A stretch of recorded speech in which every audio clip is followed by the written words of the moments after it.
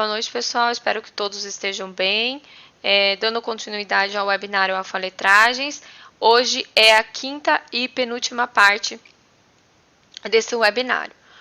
Vamos falar sobre a ludicidade. Primeiramente, eu trago a definição, né, o significado, segundo o dicionário informal, sobre a ludicidade. Então, consiste na forma de desenvolver a criatividade, os conhecimentos através dos jogos, das brincadeiras.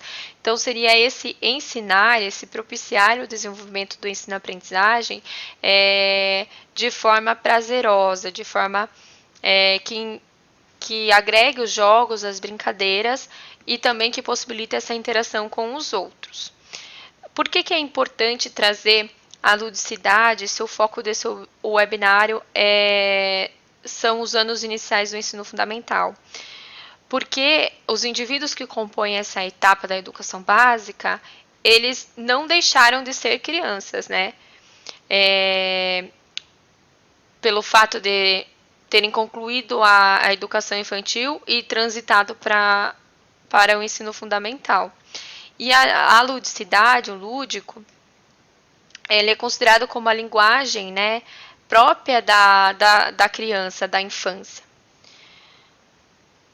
E os documentos, inclusive, voltados para a educação, eles trazem, enfatizam, não como, claro, na etapa da educação infantil, mas abordam também essa importância, né, de se trabalhar com o lúdico no ensino fundamental para respeitar essas características e as necessidades do ser criança.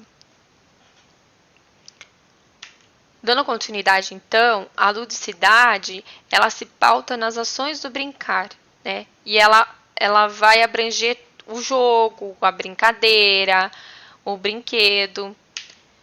E o que são jogos? O que são brinquedos? E as brincadeiras? Eles apresentam diferenças e a gente precisa entender o que significa cada um. Bom, os brinquedos, eles são os objetos manipuláveis, ou seja, são os instrumentos, né, que a criança ela vai se utilizar para brincar, para jogar. Já os jogos, eles são, assim como as brincadeiras, são meios de expressão, são meio de comunicação, vai estimular o pensamento lógico, né? É um meio de interação social, então, vai trabalhar com as emoções. Mas a diferença entre eles é que nos jogos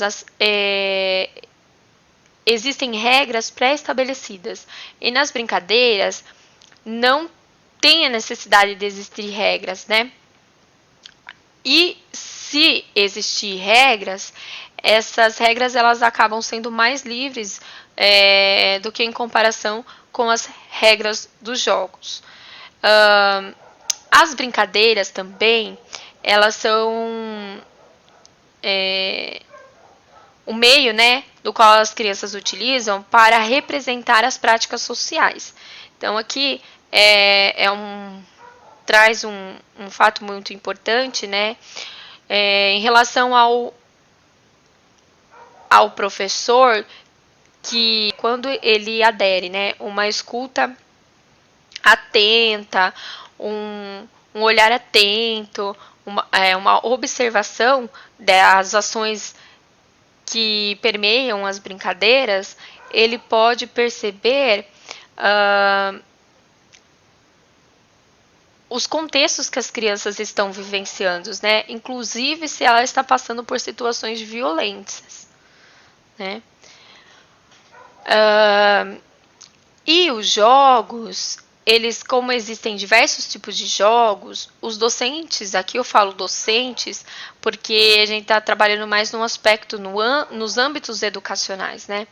Eles podem e devem trabalhar com esses diferentes tipos de jogos para desenvolver diversos valores, né, nas crianças. Então, com os jogos competitivos, por exemplo, a gente pode trabalhar com o saber ganhar, o saber perder. Com os jogos cooperativos, a gente estimula mais uma educação pautada na cidadania, ou seja, no respeito, no trabalho em conjunto. Bom, e quando a gente traz a ludicidade, também é importante e a gente acaba, né, refletindo sobre a concepção da criança, da infância, né? Por quê? Porque se a ludicidade faz parte, é a linguagem própria do universo infantil, pensando nos tempos, ao longo dos tempos históricos, a gente vê que as crianças, elas nem sempre foram consideradas como sujeitos, né, de direitos, com autonomia, né, co-construtores dos seus processos de desenvolvimento, de aprendizagem, produtores e reprodutores da cultura. E nem sempre também existiu a concepção da infância, né? Até porque a criança, como vocês podem ver nessa primeira imagem que eu trouxe, aqui na época da Idade Média, ela era tida como um adulto em miniatura. Né? Então, eles não constituíam um grupo de indivíduos com características próprias, com necessidades próprias, né? A concepção de infância, ela foi, segundo Ariès, ela foi desenvolvida na Idade Moderna. Né? Que daí, depois eles começaram a perceber que as crianças, né, elas tinham características próprias, então tiveram esse outro olhar para esses indivíduos, né, e começaram a ver que elas pensavam e se desenvolviam de forma diferente com os alunos. Que elas pensavam e se desenvolviam de forma diferente que os adultos. Então, a segunda imagem representa, por exemplo, o Estatuto da Criança e do Adolescente, que estabeleceu, por meio de lei, os vários direitos que as crianças têm. Dando continuidade, aqui eu trouxe um vídeo, né, de uma exposição realizada no Museu de Carambeí, que é o retrato das infâncias, né, ao longo dos tempos. Esse é o título da exposição. Mas nesse trecho do vídeo, eles procuram discorrer, né, essa concepção de infância, de criança ao longo dos tempos históricos, né? Atualmente, o conceito de infância, ele se refere ao período entre o nascimento e a adolescência do indivíduo. A infância é um momento muito importante na formação, é através das brincadeiras, do momento de socialização, que o indivíduo inicia seu aprendizado. Na história antiga, a palavra criança era inexistente, utilizava-se outros termos para referir-se a esse momento da vida.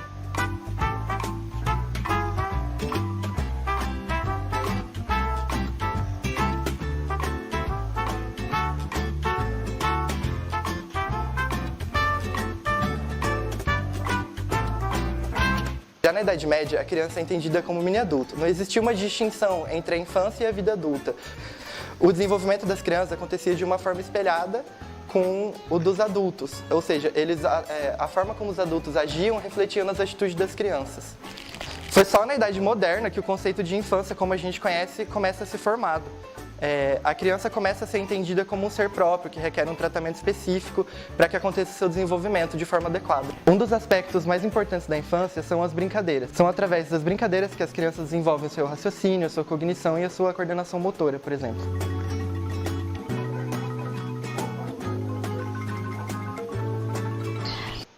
Bom, como vocês perceberam, então, foi só na Idade Moderna, né, que surgiu essa concepção de infância, né? Então, a infância, o termo infância, na verdade, é uma construção sócio-histórica, né? Que permite criar essa etapa da vida em que é formada, né, por sujeitos que são diferentes dos adultos, né?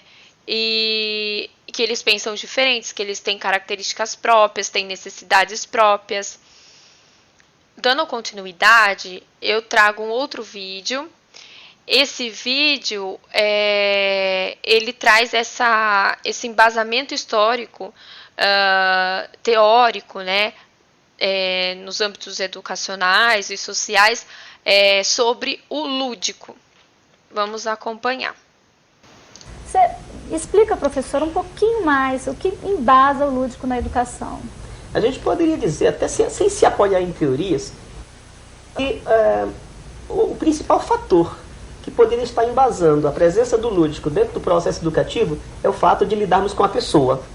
O fato da educação primeiro, não se fazer com o indivíduo, se fazer com o grupo. E a melhor coisa que se há, ou que se faz quando um grupo está unido, quando se reúne um grupo, é a brincadeira. Desde Platão. Platão foi um dos primeiros a defender a recreação como algo fundamental ao desenvolvimento do pensamento no ser humano. Então, Platão, inclusive, há uma máxima, uma frase, um aforisma que diz mais ou menos o seguinte: conhece-se muito mais, ou conhece-se muito melhor uma pessoa em uma hora de jogo do que durante uma vida inteira, que é onde a pessoa se revela, a pessoa se desmascara. Isso já em Platão. Mas se a gente for resgatar teorias, a gente vai ter aí um universo muito amplo, diversificado de pensadores, tanto na área da psicologia, da filosofia, da sociologia, e outras tantas diversas áreas do conhecimento, principalmente nas ciências sociais, nas ciências humanas, que já tentaram fazer essa ponte, ou de trazer pesquisas, de mostrar resultados de pesquisas onde há a presença do lúdico, o processo educativo se torna mais efetivo. Entre eles, Piaget dentre tantas contribuições que Piaget deixou para o desenvolvimento infantil, há a criação, a pesquisa voltada à gênese do jogo infantil, onde Piaget pesquisou os filhos dele, mas tentou fazer uma pesquisa longitudinal, ou seja, ao longo do tempo, com seus meninos recém-nascidos, desde 0 ano, vamos considerar assim, até os 2 anos de idade. Então, durante esse período, Piaget pesquisou como é que o jogo surge na criança. Então, a gênese do jogo infantil, segundo Piaget, se dá do 0 ao 2º ano de vida. Então, daí em diante, qualquer criança tem já inserida dentro do seu arsenal de processos interativos com o mundo o desejo natural para o jogo. E nesse período, ou a partir desse período, é onde a criança se encontra com a maior facilidade de aprender e de apreender o mundo. Portanto, o jogo, ou o lúdico para Piaget, ele serve nesse momento aí como um grande salto para todas as aprendizagens, inclusive as acadêmicas, as escolares. Podemos citar também Vallon, né? Henri Vallon, pesquisador francês, que se preocupou muito em pesquisar a relação do ser brincante, do lúdico, com as origens do pensamento. Como é que a criança origina nos seus primeiros momentos de vida, ou nas suas primeiras experiências interativas com o mundo, como se origina o processo do pensar. Então, se a gente imaginar que a mediação da aprendizagem ela passa pelo processo do pensamento, então a gente tem que dar razão para Vallon, de que quanto mais a criança tiver com o pensamento solidificado, ou o processo de construção do pensamento elaborado de modo a favorecer não só a interação com o mundo, mas a apreensão dos conteúdos escolares, a apreensão de outras aprendizagens sociais, a gente vai dar razão para Vallon. Vygotsky também é um autor que se comenta muito, e durante muitos anos ainda Vygotsky ainda vai ser uma exatamente, né, Jane? E Vygotsky ainda é uma lenda dentro da psicologia educacional, porque há ainda muito a se descobrir de Vygotsky, ou seja, o que é ainda que se tem que resgatar, porque ele continua muito atual, né? Então, Vygotsky foi o fundador, né, todo mundo deve saber, da pedagogia ou da filosofia sócio-histórica, de que nós somos aquilo que nós fomos construindo ou co-construindo junto com as nossas interações sociais e a nossa história de vida.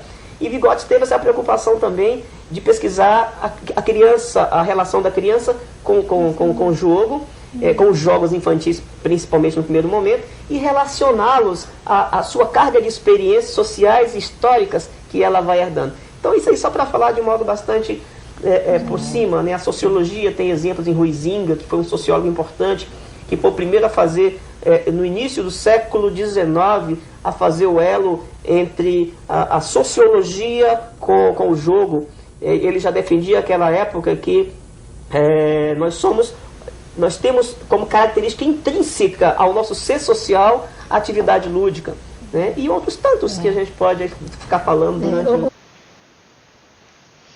Então, como vocês puderam ver, desde Platão, né, ele já trazia essa visão, né, da importância dos jogos e da ludicidade na vida do ser humano. Dando continuidade, então, é no século XX, né, que a escola nova, ela traz essa revolução, provoca essa revolução na educação. Aí eu trouxe alguns pensadores dessa época, né, que formam essa concepção que é chamada de escola nova. Escola nova porque vai contra aquilo que a escola tradicional pregava, ou seja, aquele ensino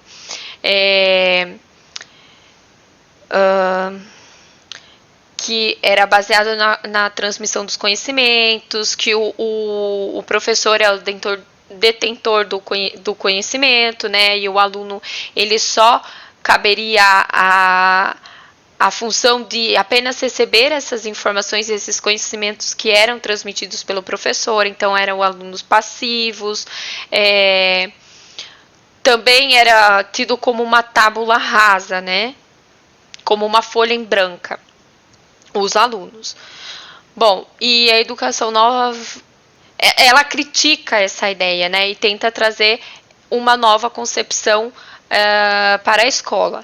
Aí o Ovid de Crowley, por exemplo, ele fala da finalidade da educação, né, que era preparar a criança para a vida, né. Então ele fala, ele defendia as turmas homogêneas e de classes especiais, né, e defendia o método global, ou seja, do todo para as partes. Então ele falava de trazer um conhecimento mais amplo e especificando os conhecimentos até chegar próximo ao contexto das crianças. Também falava do concreto para o abstrato, né, que as crianças elas tinham a necessidade de aprender através de materiais concretos, né, até conforme elas alcançassem ao longo do seu desenvolvimento essa capacidade já de não ter tanto essa necessidade de aprender por materiais concretos, né, mas já assimilar para o abstrato.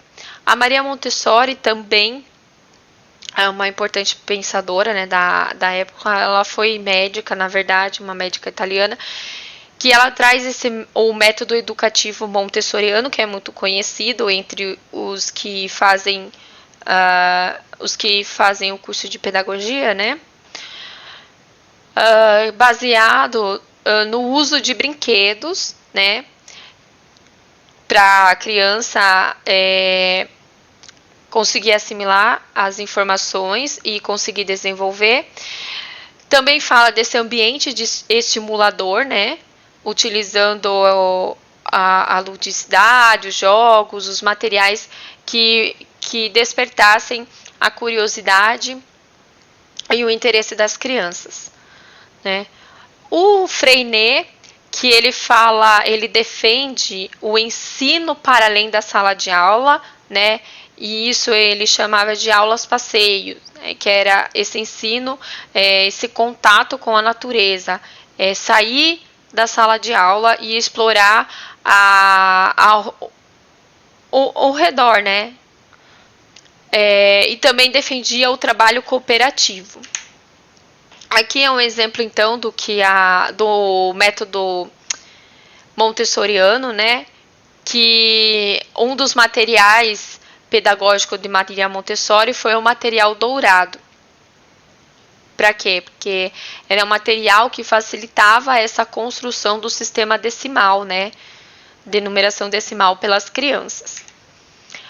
O Vygotsky, como a gente já comentou ao longo desse webinário, ele traz essa criança como ser social, né? Então, que as aprendizagens elas aconteciam através dessas mediações sociais, né? Então, ele fala muito da zona de desenvolvimento proximal, que é aquela mediação feita por professor, ou por um adulto, ou por uma criança que já se abstém de certo conhecimento e que pode potencializar a um outro indivíduo a obtenção do conhecimento que ele ainda não adquiriu, né? E o Piaget, ele fala dessa construção do conhecimento, né? Num contínuo de trocas. Então, ele também traz a importância dos jogos, das brincadeiras, dos brinquedos, né? Ao longo do desenvolvimento das crianças. Bom, aqui é uma citação de Pereira, né? Que na verdade foi encontrado nas palavras de Froebel, que ele fala sobre o brincar, o jogo, né? Que é o mais puro e espiritual produto dessa fase de crescimento humano, ou seja, é característico das crianças, né? Então, é por meio do jogo, da brincadeira, que vai se dar o maior desenvolvimento dessa criança. Né? Porque é por meio da brincadeira, de jogo, que a criança ela vai conseguir internalizar, né? Ela vai conseguir internalizar os conhecimentos e também vai ter essa manifestação do interno dela, né? Vai se expressar de uma maneira melhor. Além disso, é igual eu falei, que já comentei aqui, que proporciona essa satisfação, né? Essa alegria. Bom, então eu trago um trecho aqui do portal Educação, que fala que antigamente a brincadeira ela era considerada quase sempre como fútil, né? E tinha também uma única utilidade pautada na distração, ou então se restringia às horas dos recreios, né? E a minha intenção em trazer esse trecho é justamente provocar em nós, graduandos de pedagogia, os docentes, né? Como que a gente está se apropriando das brincadeiras e dos jogos? Será que a gente está utilizando eles como recursos, né? Ou mesmo como metodologias para a promoção de uma alfabetização, de um letramento, de uma educação integral? Ou será que a gente está limitando a brincadeira na concepção dos anos mais antigos, né? Trazendo a brincadeira como um momento relax, por exemplo. Dando continuidade,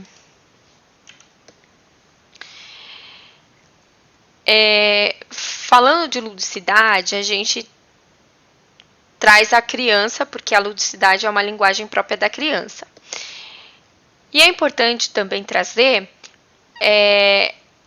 como é que o Estatuto da Criança e do Adolescente ele traz essa concepção da criança, né, nos dias atuais. Quem são esses sujeitos?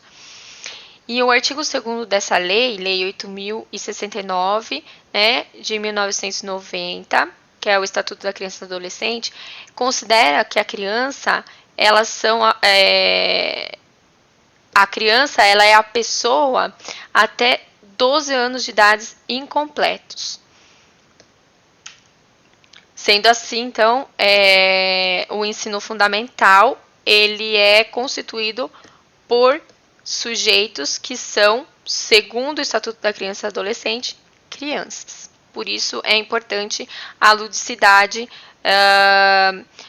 na promoção e aquisição dos conhecimentos.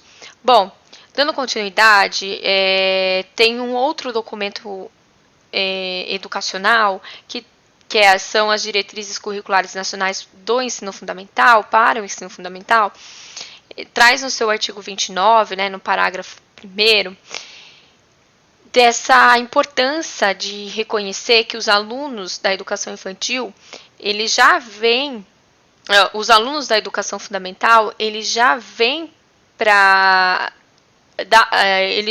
lá da educação infantil com uma enorme gama de conhecimentos, né, que foram adquiridos na primeira etapa da educação básica. E que a primeira etapa da educação básica, ele pauta nesse caráter lúdico, né, e é preciso recuperar esse caráter lúdico também nos ensinos do ciclo fundamental, principalmente nos anos iniciais, né, que se dá a alfabetização e o letramento, para que a criança ela não se sinta tão frustrada, né, de sair em um ambiente que ela estava acostumada a ser criança, né, a ter as suas características e as suas necessidades respeitadas, para adentrar num ensino fundamental em que isso não acontece, infelizmente. Na maioria das vezes, né. Bom, continuando, então, eu trouxe um poema da Ruth Rocha, que ela justamente fala desse poema, dessas diferenças, né? Que tanto o sujeito que está na etapa da educação infantil quanto o que está no ensino fundamental, eles são crianças. E por isso é preciso trabalhar com a ludicidade, né? Porque a ludicidade, enfatizando novamente, é uma linguagem própria do universo infantil. Só que elas são crianças diferentes. Por quê? Porque a do ensino fundamental, ela já adquiriu conhecimentos, ela já se desenvolveu. E ela precisa ter a oportunidade de ampliar esses conhecimentos. É por isso que os assuntos e a maneira como vai ser trabalhado essa ludicidade, ela vai ter um grau maior de complexidade em relação ao ensino fundamental comparado com a educação infantil, né? Então, esse trecho também, exposto ao lado do poema da Ruth Rocha, né, fala dessa indissociação da educação infantil com o ensino fundamental. Por quê? Porque ambos envolvem conhecimentos e afetos, ambos envolvem saberes e valores, cuidado e atenção, seriedade e riso.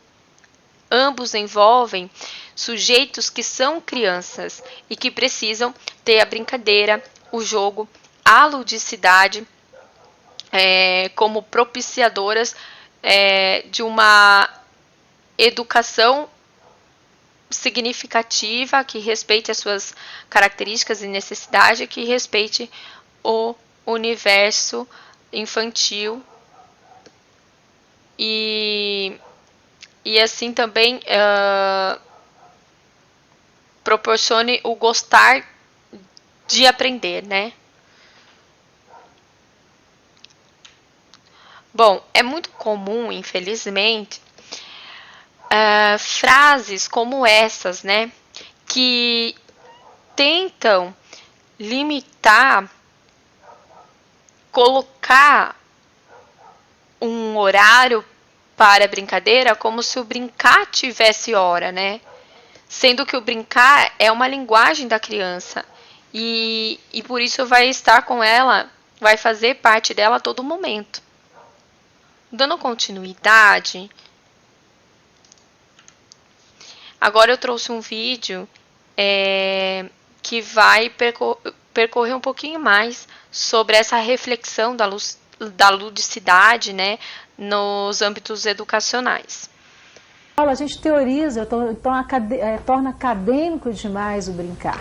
Então, assim, agora é a hora de brincar, como se brincar tivesse hora e fosse um processo estanque, um momento separado de todo o processo. Não, aprender é um processo lúdico. Quando o aprender perde um pouco dessa questão, ela se torna esse conhecimento acadêmico decoreba, memorizado, sem sentido, sem significado.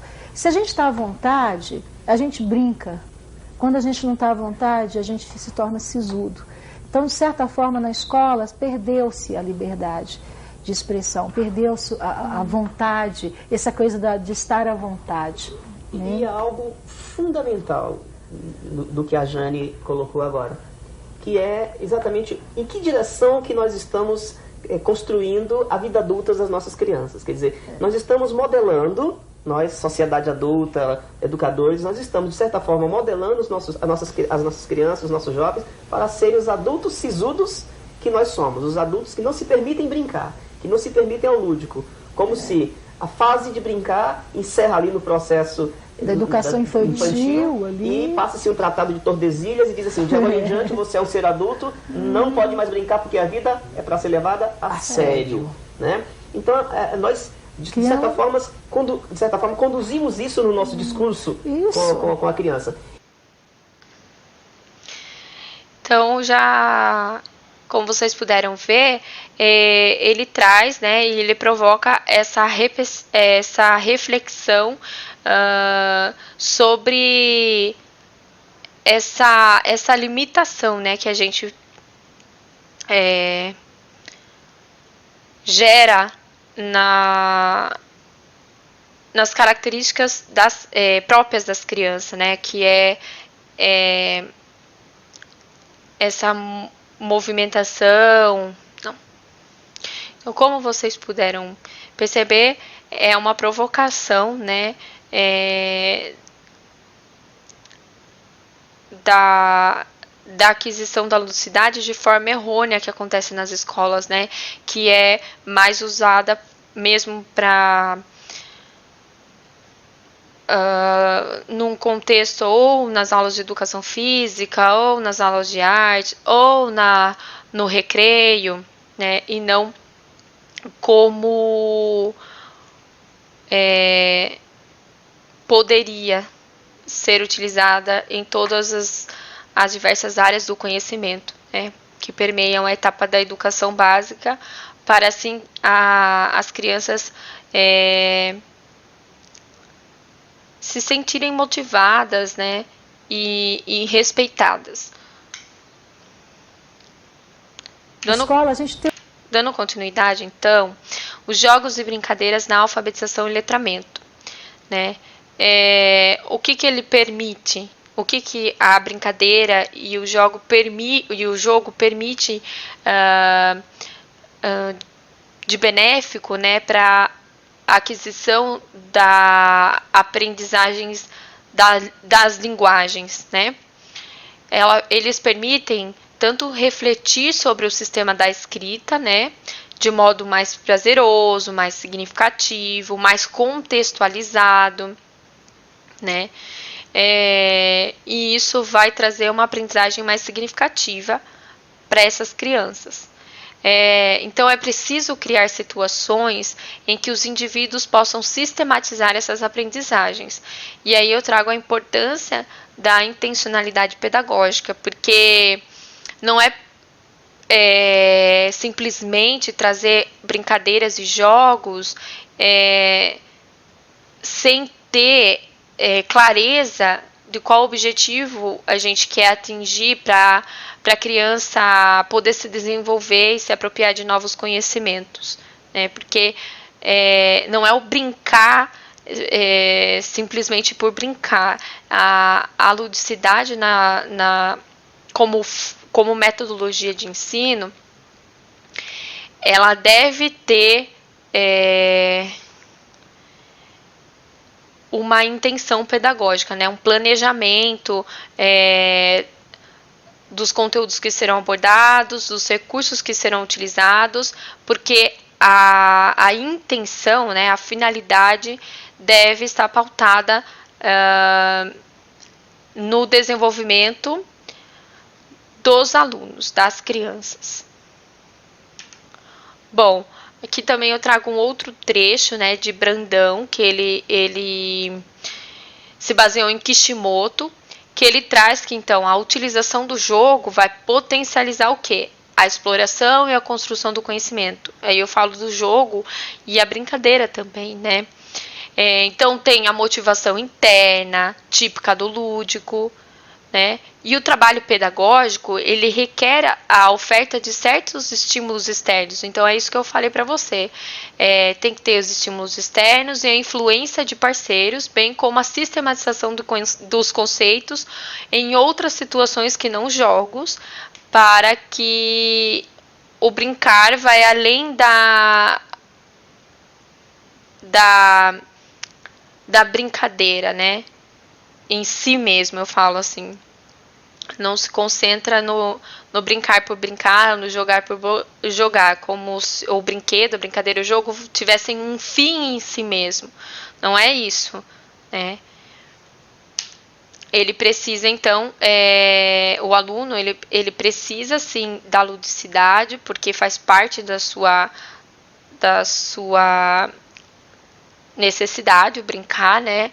Do seu conceito de infância e de ser criança, mas e também da sua forma de potencializar, né, a aquisição dos conhecimentos e da leitura do mundo, né, mas essa ludicidade, ela precisa ter esse caráter pedagógico, né? Essa potencialidade que vai além da finalidade própria do brincar, do jogar e de manipular os brinquedos.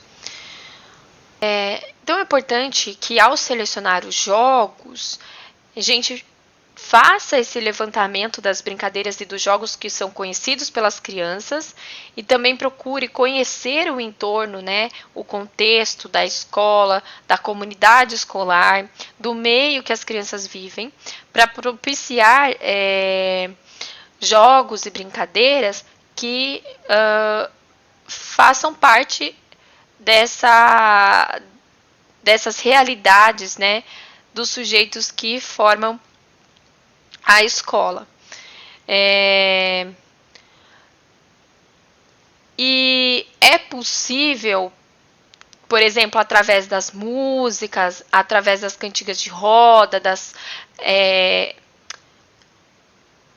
das parlendas, dos poemas, né, que a gente brinque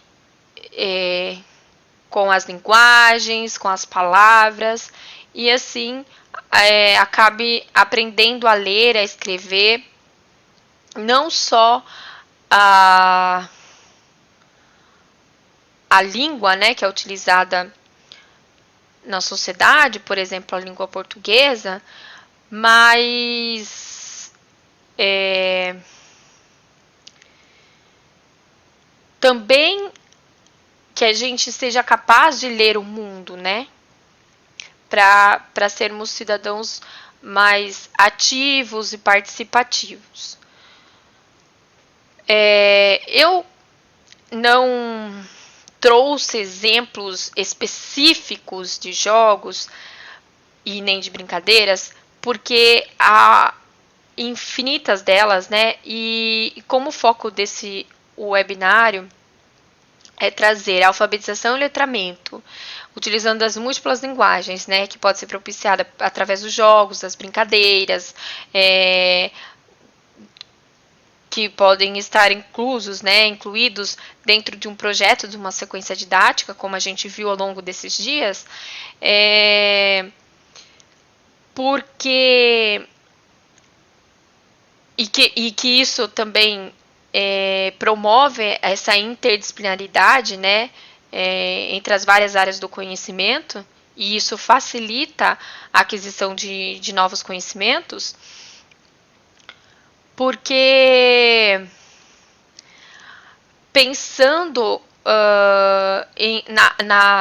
no conceito de aprendizagem significativa, os jogos e as brincadeiras, eles devem estar muito relacionados com o ambiente, né, com cada contexto.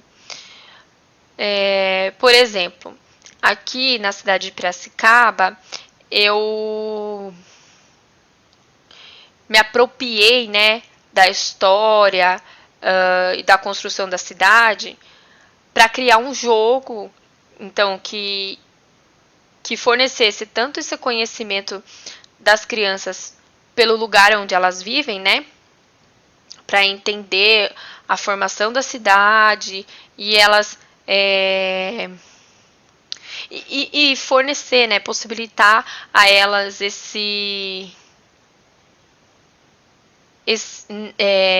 essa ideia de que elas também fazem parte da construção dessa cidade, né?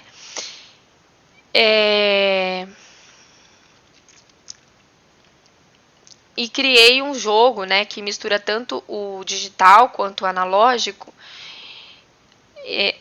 porque eu trouxe o QR Code, que também o digital está muito presente nas nossas vidas, né, inclusive das crianças, para também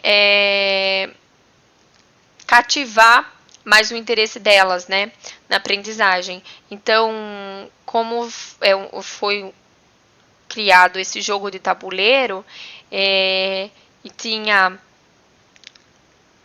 a leitura, né, e desafios como que incluíam músicas, né, relacionadas à cidade. Isso foi propício, então, para se trabalhar tanto as linguagens, né? Aqui eu falo da linguagens oral e escrita da língua portuguesa, quanto também os outros tipos de linguagem, porque tinha música, tinha mímica, tinha para recitar poema, né? E que faziam parte dos desafios, quanto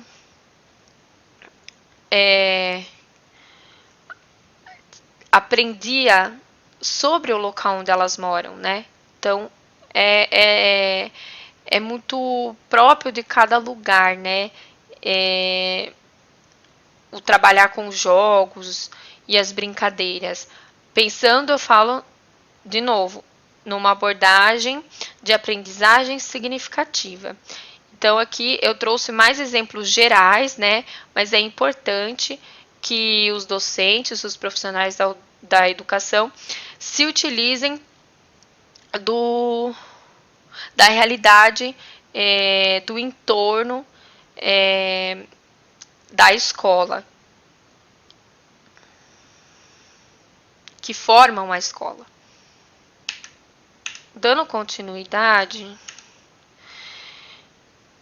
então, através dos jogos e das brincadeiras, o Brandão, né, ele traz esse trecho e fala dos benefícios, né, desses recursos, porque eles possibilitam os signos se tornarem palpáveis, né? Então, isso facilita que o entendimento das crianças, por exemplo, de que as palavras, elas são constituídas de fonemas, de grafemas, mas também de sons, de letras, e que esses sons e letras, eles vão dialogar de uma palavra a outra. Então, facilita, né, essa aprendizagem do sistema alfabético escrito. Bom, aqui também é um outro trecho, agora do Currículo Municipal de Educação de Piracicaba, que ele fala que essas linguagens, né, elas se interrelacionam. Por exemplo, Nas brincadeiras cantadas, a criança ela tanto explora a linguagem corporal, né, expressiva, né, de seus movimentos, e ao mesmo tempo ela brinca com as palavras e promove essa aprendizagem da língua oral, da língua escrita, né? Ela também acaba desenvolvendo o seu lado socioafetivo, cognitivo. Bom, então há inúmeros benefícios de se trabalhar com a ludicidade, igual já comentei, trabalha a cognição, né? Promove a socialização, é um jeito também de estimular a afeição, né? E aqui é uma imagem também desses jogos e brincadeiras no processo de alfabetização e letramento, os benefícios que esses recursos podem trazer, né? Que é o desenvolvimento de habilidades linguísticas, aí eu já falei das socioafetivas, né? Também ela melhora a atenção e a concentração, que é essencial também para a alfabetização e letramento. Trabalha com a expressão oral, com o raciocínio rápido, lógico, né? Tem as ações cooperativas, também com a audição, a compreensão auditiva, que também é uma das características importantes para a criança aprender a ler e escrever, por exemplo. Aqui eu trouxe o Carlos Drummond de Andrade, que ele traz essa importância do brincar, né, da ludicidade. E ele diz que brincar com as crianças não é perder tempo, pelo contrário, é ganhá-lo. Por quê? Porque a ludicidade, como já foi enfatizado várias vezes nessa parte do webinário, ela faz parte do universo infantil, né? E então, se ele diz, é triste ver meninos sem escola, mais triste ainda é vê-los sentados, enfileirados, em salas sem ar, com exercícios estéreis sem valor para a formação do homem. É mais triste, então, tratar a criança com desrespeito, né? Não respeitando as suas características e as suas necessidades próprias do seu ser criança, da sua infância. Bom, então o alfaletrar com ludicidade, o alfaletrar de maneira lúdica é possível? É sobre isso que esse vídeo vai discorrer. Vamos acompanhar. Ser educador nota 10 é continuar estudando. Ser educador nota 10 é procurar sempre novas práticas, é fazer cursos, é se apropriar do conhecimento, tem que trazer a tecnologia para a sala de aula, tem que ler muito com as crianças, mas principalmente tem que gostar do que faz e ter responsabilidade.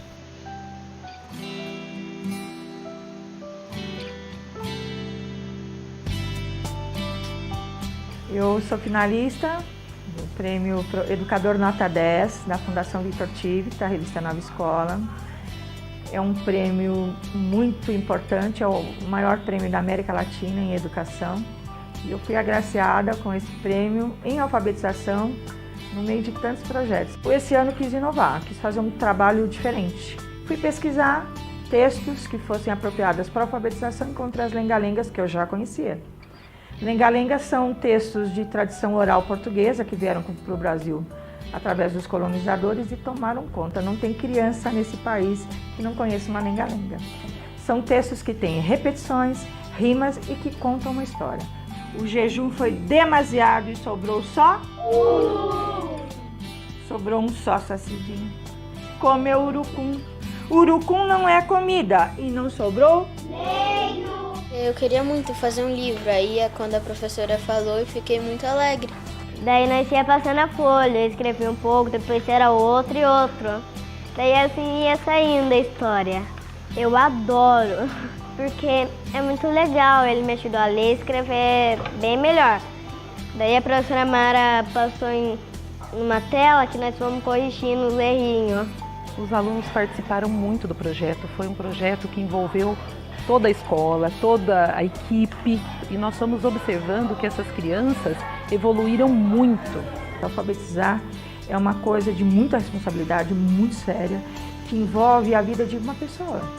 Você proporcionar instrumentos, meios, ser mediadora, facilitadora do trabalho de uma criança para ela aprender a ler e escrever, é muito bom. Proporcionar a escrita, a leitura, é proporcionar um mundo para a pessoa.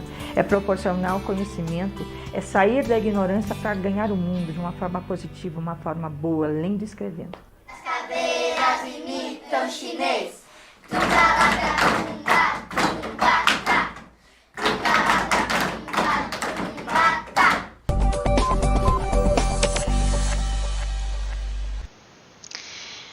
E por último,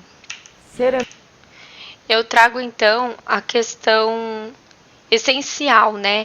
Como a gente pode propiciar um ambiente alfabetizador, né? Um ambiente alfabetizador que traga essa aquisição das linguagens, respeitando, claro, as características próprias das crianças. Mesmo com o espaço montado para engajar as crianças no processo de alfabetização, o educador precisa estar atento à maneira como os alunos se relacionam com este espaço. E é sobre isso que vamos falar hoje.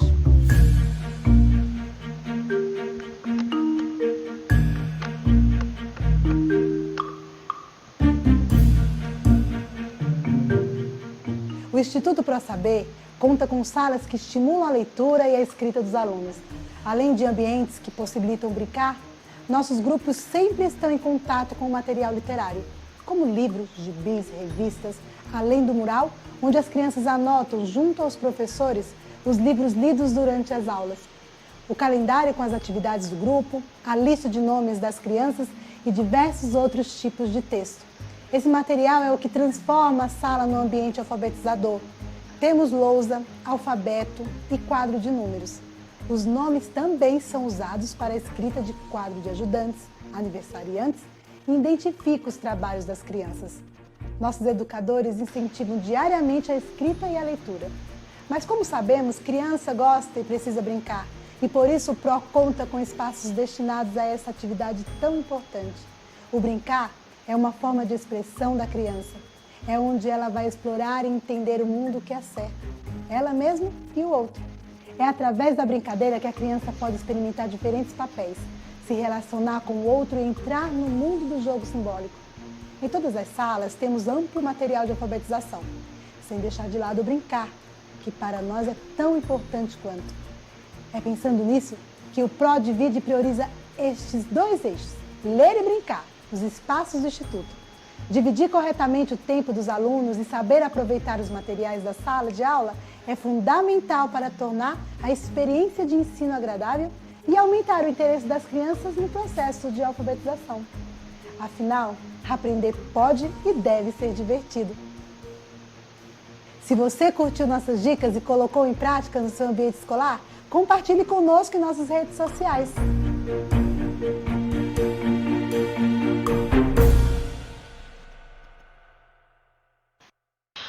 Bom, por hoje é só.